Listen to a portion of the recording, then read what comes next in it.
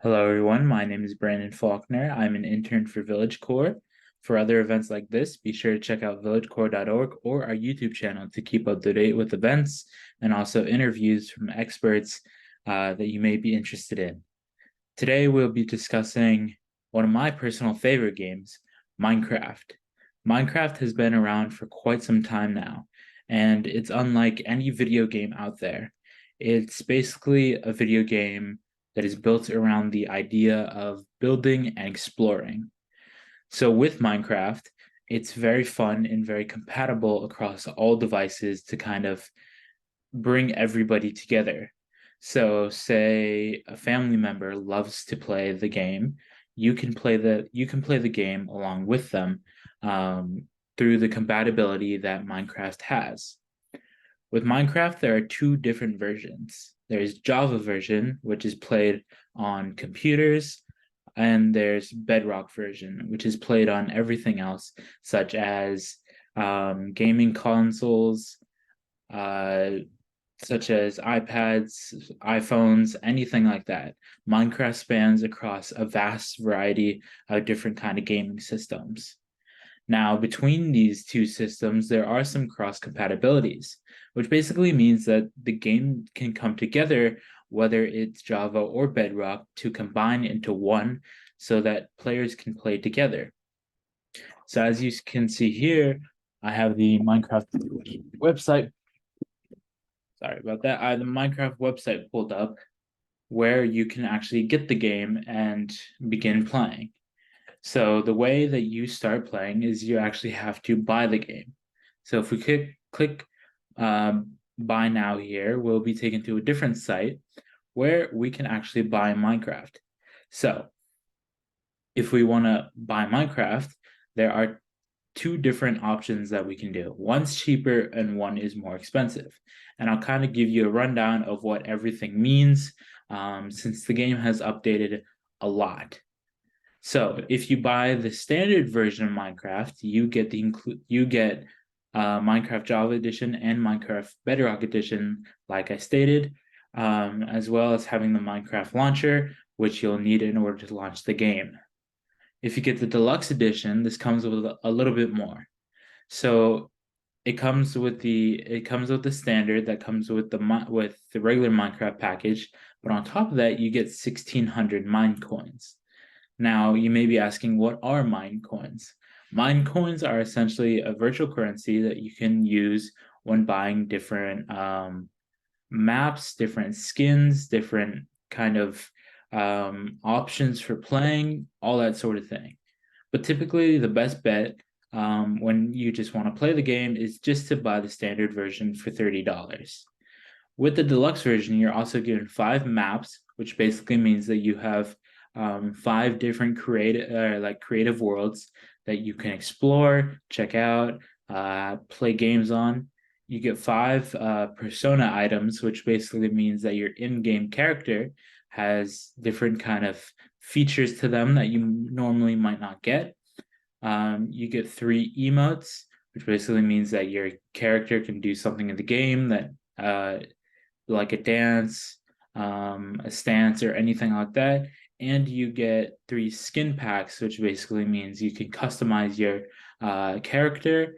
And you get 1 texture pack, which means you can change how the game looks so that you can enjoy it more.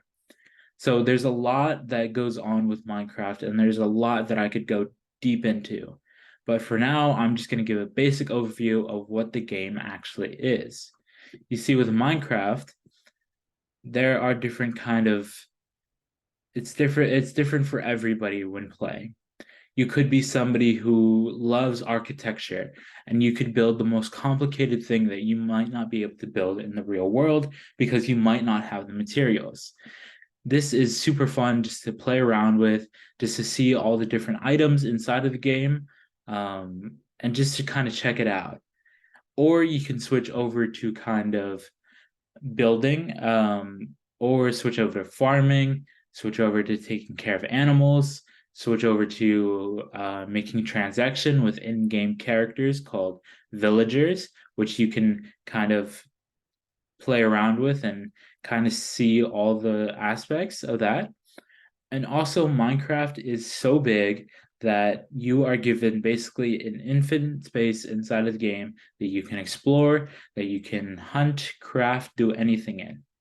So Minecraft's whole idea is basically blocks. It's a block game.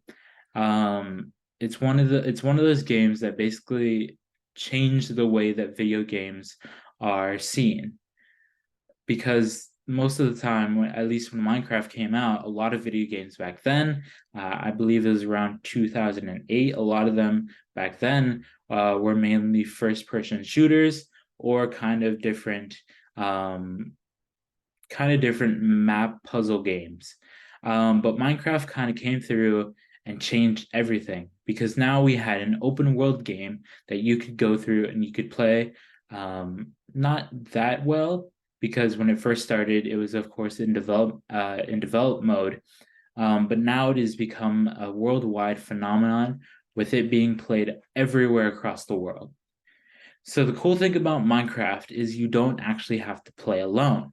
You can either play with friends and family, or you can play with people all over the world. This is so one way that you could do this is through the opportunity to play through a server. So essentially, what a server does is it kind of brings everybody together into one space, into one kind of world that everybody can connect to. And this allows these people to play with each other, to build things, and to just overall have fun. So an example of a server might be, let's look this up, might be a server that I have played on, which is called Hypixel. So essentially what this server does is it gives kind of mini games that you can go through and you can play. Typically, if you want to just kind of hang out with people and play games with people, you can join different servers to kind of figure out, okay, I like this mini game and I like this. Or if you want to be more survival, more kind of like building your own world and kind of adventuring out for yourself, you can do what's called survival mode, which is basically you in a single player world exploring everything and trying to figure out how to survive by yourself. Or if you're a little bit more on the creative side, you can join creative mode, which is basically you inside a world creating anything you want.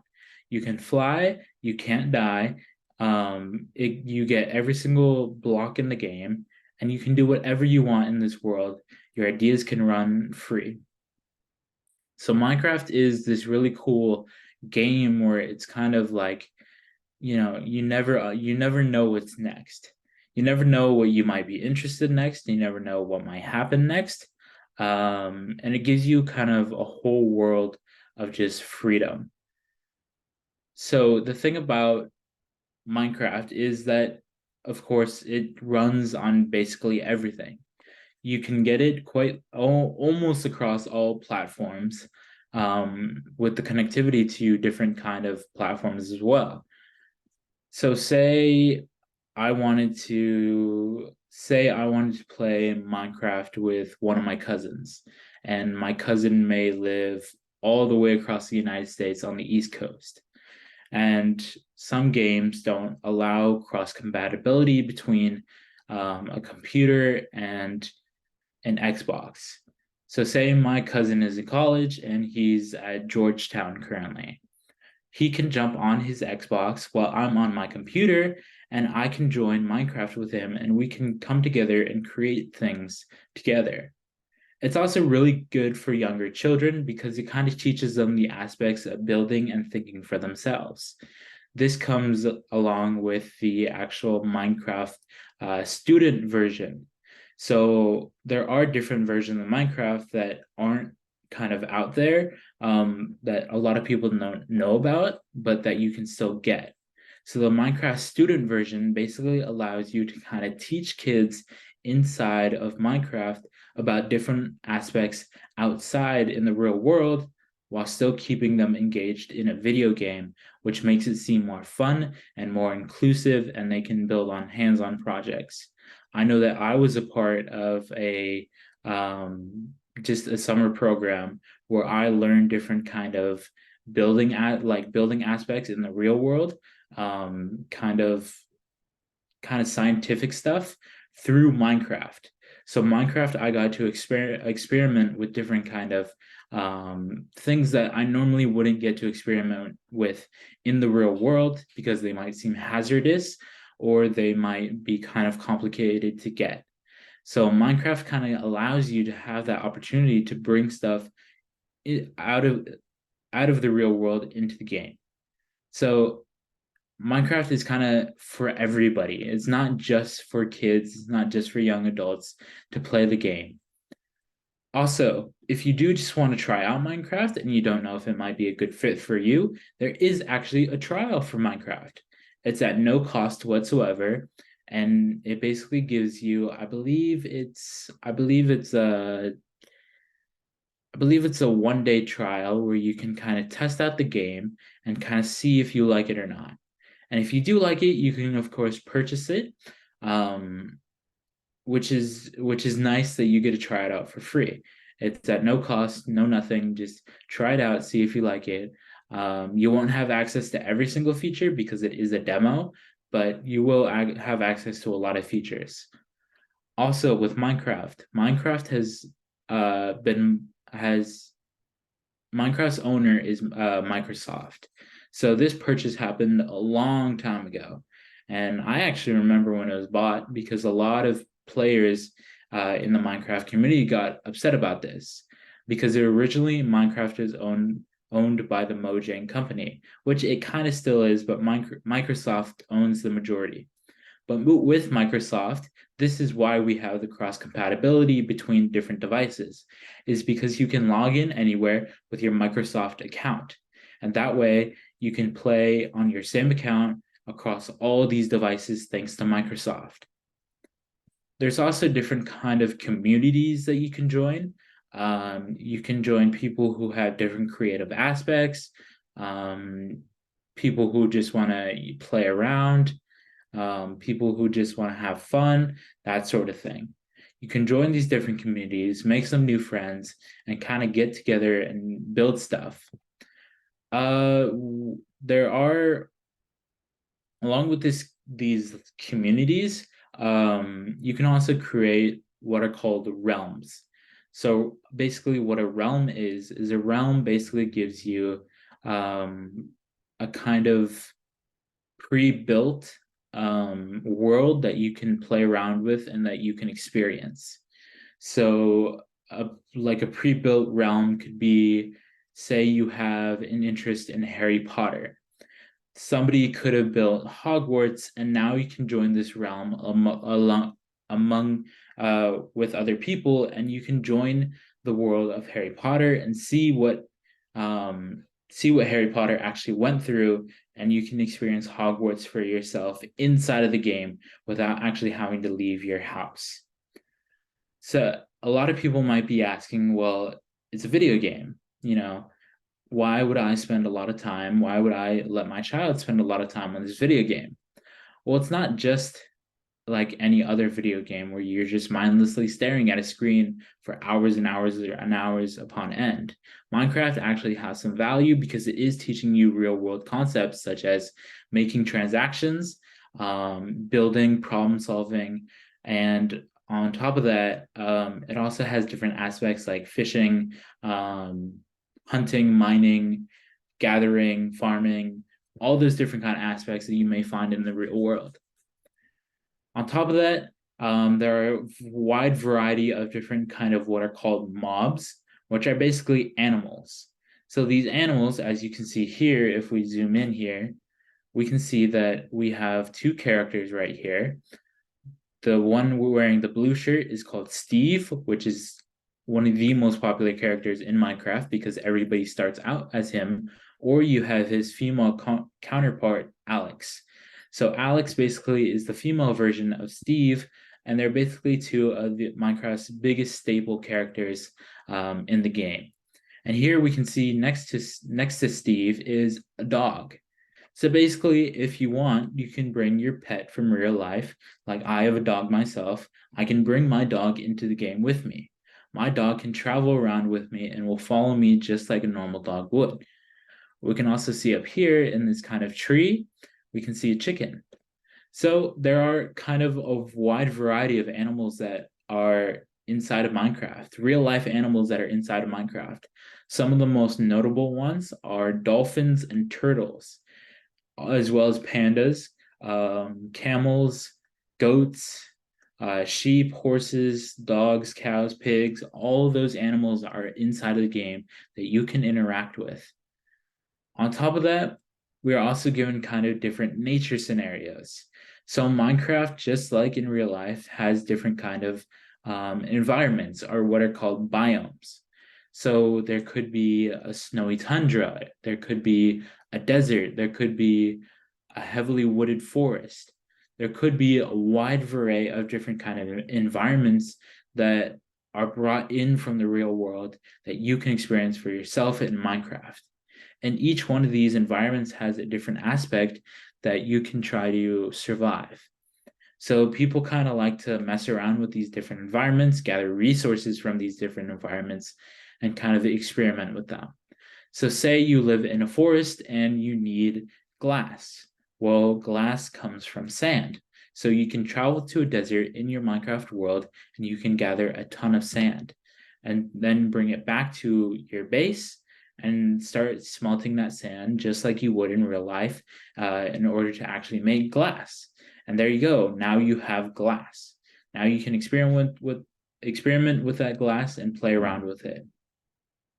On top of kind of having these different environments, there are also different buildings inside of Minecraft that you can interact with that actually have what are called NPCs, or non-playable characters, inside of them. So as we can see here, we are given a little preview of one of these villages that you can find. So with these villages, they actually provide a safe space for you to kind of sleep, get food, make transactions with what are called villagers, which are also kind of like people that you can trade emeralds, which are kind of like diamonds in Minecraft, which you can trade with them in order to receive different kind of goods.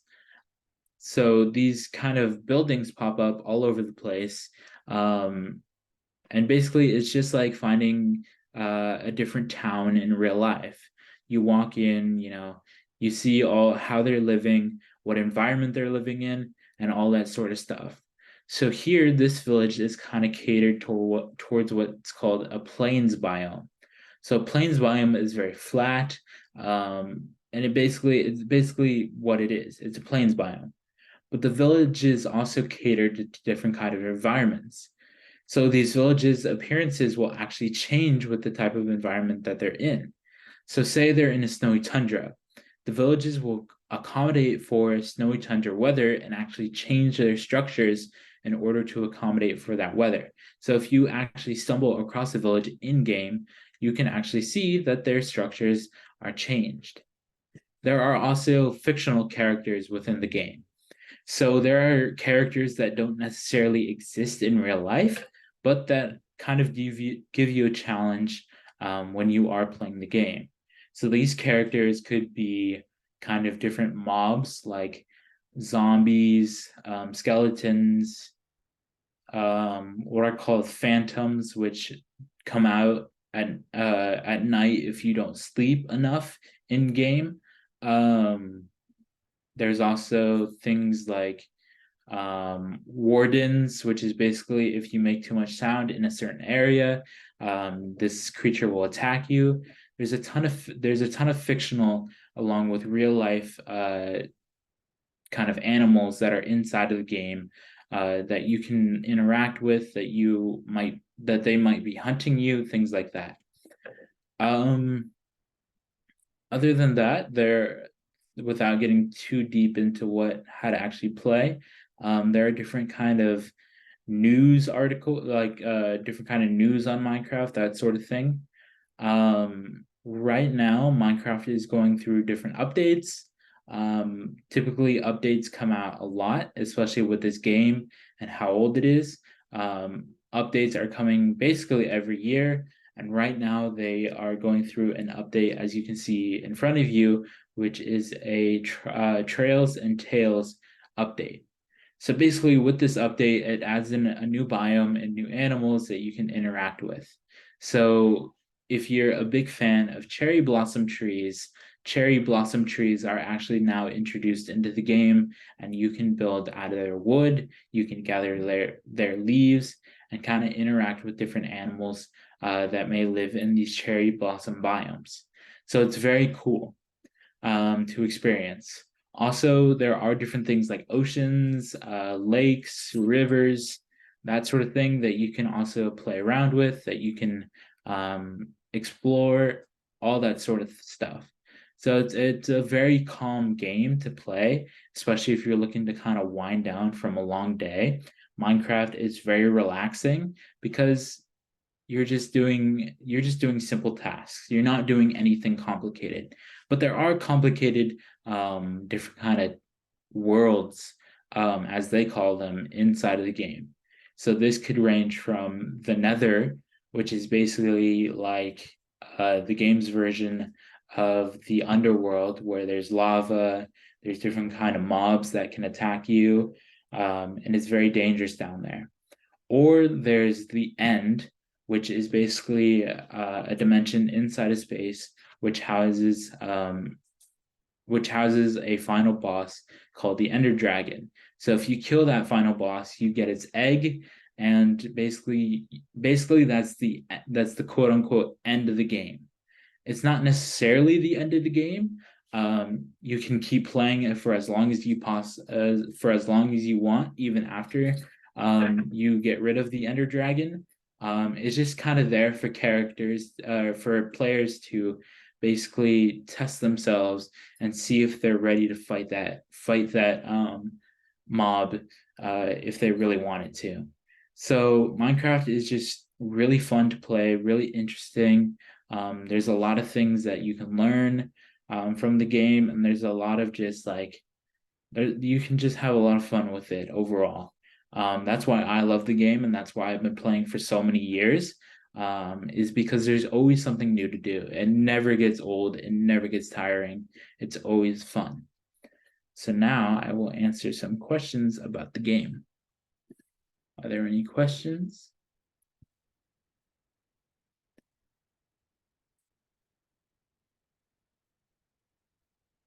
So I think I was around 8 when I first got the game. And so I've been playing for 10 years now, yeah. And I remember it very well because all my friends had Minecraft and I didn't. So I remember telling my mom that I really wanted the game.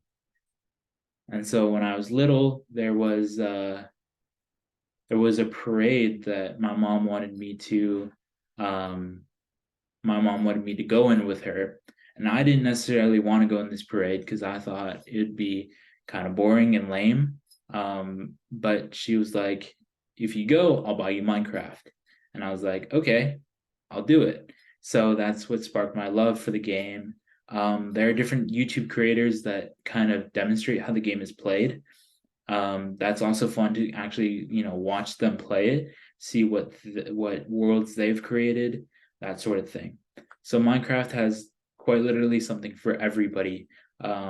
It's fun for the whole family. It's not just fun for a younger child. It's fun for everyone.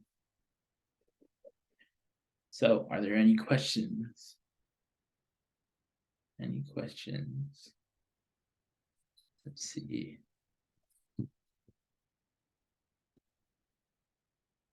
Let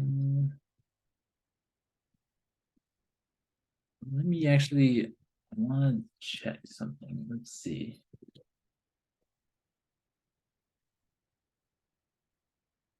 So Minecraft is such a big game that Minecraft has over 140 million monthly active players still to this day.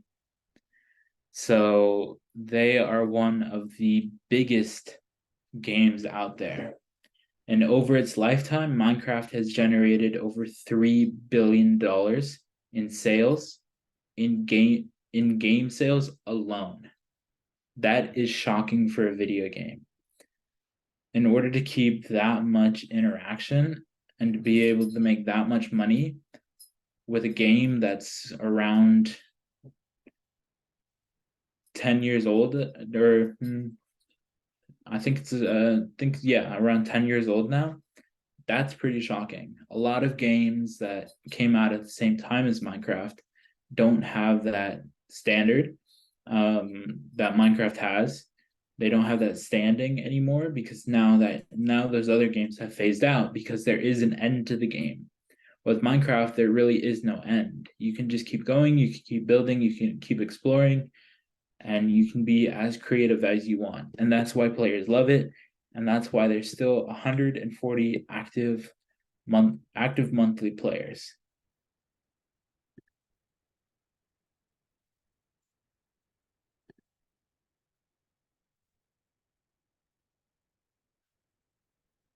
So let's look up. Oh, Minecraft's actually 12 years old. So yeah, for 12 years they have been going strong with the game. So in total,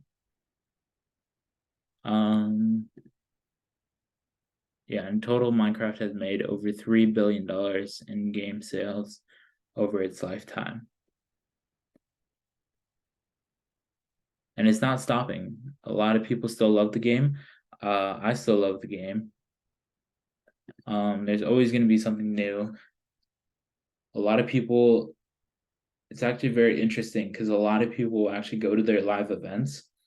So there's a big live event that happens each year in a different city worldwide called Minecon, which is basically a culmination of different kind of Minecraft players and YouTubers who play Minecraft coming into one space, into one city each year.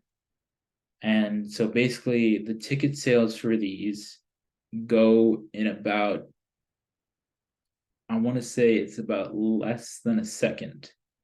I don't know exactly how fast they go, but it's less than a second. So people will actually sit on the Minecon site and just refresh until that actually opens up. And then as soon as you try to go and get it, it's gone instantly. So I know when I was little, I wanted to go to Minecon, and so my mom tried to purchase tickets, but as soon as she tried, the site was sold out already. We had refreshed and the site had gone completely sold out. So that's just how popular the game is, to the point where quite literally everybody wants to go to this convention that they hold each year in a different city. And people actually fly from around the world to go to these Minecon conventions. So the one that we were trying to go to was in Anaheim. And so people from China, India, Japan, all over those places came from those countries into Santa Ana and actually experienced Minecon for themselves.